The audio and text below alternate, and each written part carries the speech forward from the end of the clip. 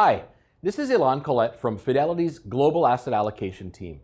Today I'd like to talk to you about an exciting enhancement to our funds that many have been waiting for. We are incorporating a number of alternative investments in our multi-asset class funds. Specifically, we are initiating positions in 3 liquid alternatives within our managed portfolios and approaching the beginning of our funding of our previously announced Brookfield direct real estate capability in our private investment pools. Today, let's dig into the inclusion of alts in our managed portfolios, specifically around 4 key questions. Why alts? Why now? What are we doing? And where are we going? So why alts? The principal goal in allocating to alternative investments is to enhance returns, manage risk, and improve diversification beyond what traditional asset classes offer. The goal is to harness a return stream differentiated from that offered by public equity and debt markets. Institutional investors have long taken advantage of the diversification opportunities in alternative asset classes, and we are pleased to now be able to bring these benefits to the multi-asset class funds for which we're responsible. The next question is why now? There are really 2 reasons here. The first is access. We're always very deliberate in introducing any new capability or strategy in our funds. The 3 liquid alts that we're investing in have recently passed their 3-year mark, and we have a much longer experience and history with the managers and their investment process.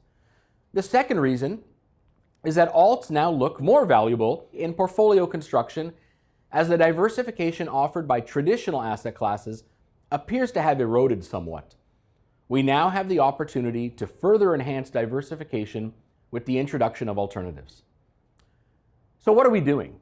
We're incorporating 3 liquid alternative strategies: Global Value Long Short managed by Dan Dupont, Market Neutral Alternative managed by Brett DeLay, and the Long Short Alternative run by David Way into our Fidelity Managed Portfolios in order to enhance return, manage risk, and improve diversification for a given multi-asset class fund as a whole.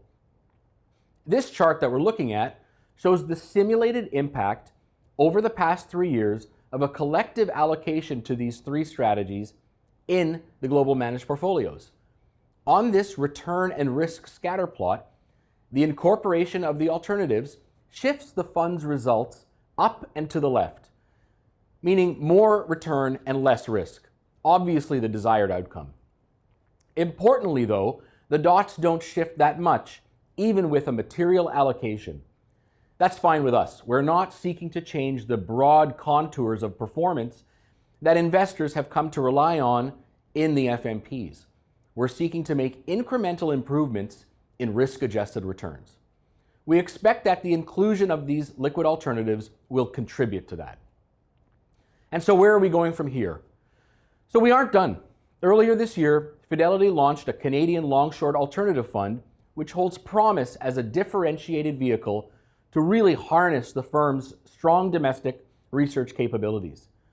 We anticipate that further liquid alternatives will be made available over time, and we will, as always, run a deliberate process in evaluating these strategies and their suitability, deploying them in our multi-asset class funds if and only if we are confident that they will improve the risk-adjusted returns. To be clear, stocks and bonds are still the foundation in the portfolios, but if alternatives allow us to further enhance performance and diversification for our investors, we'll take those opportunities. To learn more about these exciting fund enhancements, check out Towards the Balanced Fund of the Future, our latest thought leadership paper on fidelity.ca.